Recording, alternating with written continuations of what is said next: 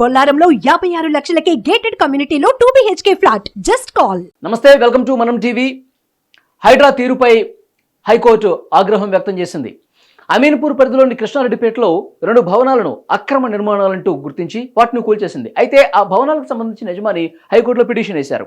అయితే ఈ బిల్డింగ్లకు సంబంధించిన కేసు ఆల్రెడీ పెండింగ్లో ఉంది. ఎలా కూల్చేస్తారంటూ ఆ పిటిషనర్ పేర్కొన్నాడు. అయితే దీని మీద విచారించిన హైకోర్టు హైడ్రా తీరుపై, హైడ్రా కమిషనర్పై ఆగ్రహం వ్యక్తం చేసింది. ఆల్రెడీ ఈ కేసు పెండింగ్లో ఉంటే ఆ భవనాలకు సంబంధించి మీరు ఎట్లా కూల్చేస్తారంటూ సూటిగా హైడ్రా కమిషనర్ రంగనాథ్ను ప్రశ్నించింది. గతంలో కూడా మేము ఈ రకమైనటువంటి ఆదేశాలు ఇచ్చాం, కానీ వేటిని కూడా మీరు ఎందుకు పరిగణలోకి తీసుకోవట్లేదు, హైకోర్టు చెప్పినా మీకు లెక్కలేదా అంటూ ఆగ్రహం వ్యక్తం చేసిన పరిస్థితుంది. మీరు విజువల్గా లేదా నేరుగా హాజరు కండి కోర్టు ముందు అని చెప్పి చాలా సీరియస్గా చెప్పిన పరిస్థితుంది. మరి ఈరోజు హైడ్రా కమిషనర్ రంగనాథ్ హైకోర్టు ముందు హాజరవుతారా, హాజరై ఎలాంటి వివరణ ఇస్తారో చూడాల్సిన పరిస్థితి అయితే కనిపిస్తోంది. సో హైడ్రాకు సంబంధించి హైదరాబాద్ వ్యాప్తంగా సామాన్య మధ్యతరగతి ప్రజల ఇళ్లను కూడా కూల్చివేస్తున్న నేపథ్యంలో కొన్ని మార్కింగ్స్ పెట్టుకొని ఇక రేపో మాపో ఆ ఇళ్లను కూల్చేస్తామని మార్కింగ్స్ కూడా అధికారులు పెడుతున్న నేపథ్యంలో తీవ్ర ఆగ్రహం వ్యక్తం అవుతుంది. ఈ ప్రభుత్వ తీరును సామాన్య మధ్యతరగతి ప్రజలు కొన్ని చోట్ల ఆగ్రహం వ్యక్తం చేస్తూ ఉన్నారు. సో ఇది సరిగా చేయటం లేదు, హైడ్రా సరైన డైరెక్షన్లో పోవటం లేదు, కనీసం పేద వర్గాలను పట్టించుకోకుండా ముందుకు పోతుందని ఈ రకమైనటువంటి వాదనలు కూడా జరుగుతున్న పరిస్థితి కనిపిస్తోంది.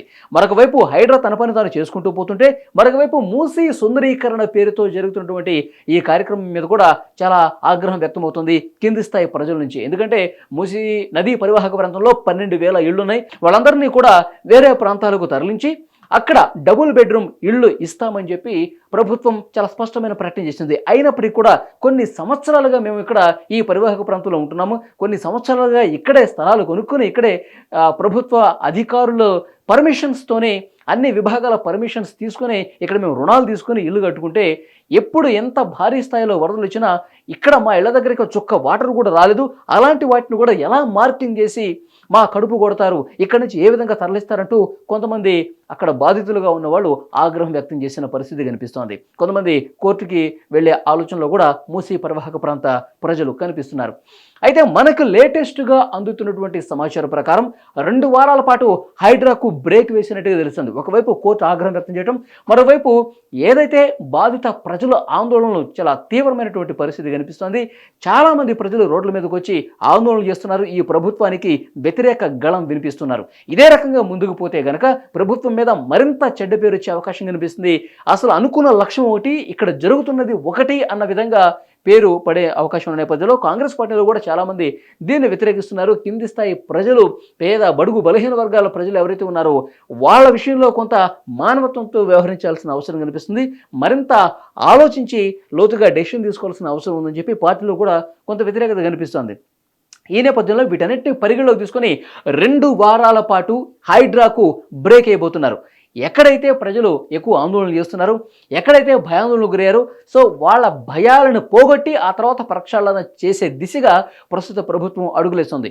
ఒకవైపు మూసీలో జరుగుతున్నటువంటి సర్వేకి సంబంధించి మాకు ఎలాంటి సంబంధం లేదు, హైడ్రాను ఒక బూచిగా చూపిస్తున్నారు, హైడ్రాను ఒక భయం గొలిపే చర్యగా చూస్తూ ఉన్నారు చాలామంది. ప్రతిపక్షాలు కూడా కొంతమంది రాజకీయం చేస్తూ ఉన్నారు. ఇది కరెక్ట్ కాదని చెప్పి ఇటు హైడ్రా కమిషనర్ కావచ్చు, ప్రభుత్వంలోని పెద్దలు కావచ్చు చెప్తూ ఉన్నారు.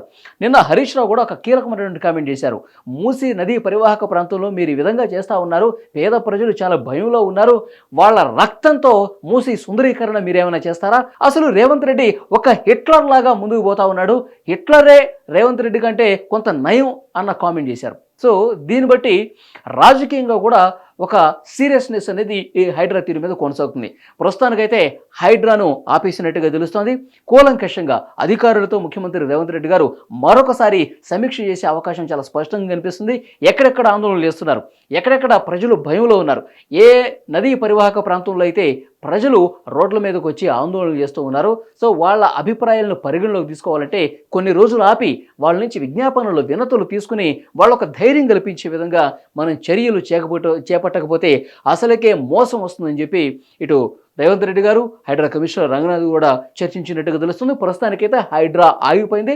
2 వారాల తర్వాత అన్ని వినతులు, వాళ్ళ ఆలోచనలన్నీ పరిగణలోకి తీసుకుని ఆ తర్వాత వాళ్లకు ధైర్యం కల్పించి ఆ తర్వాత ఈ ప్రక్షాళన అనేది తిరిగి ప్రారంభిస్తారని సమాచారం.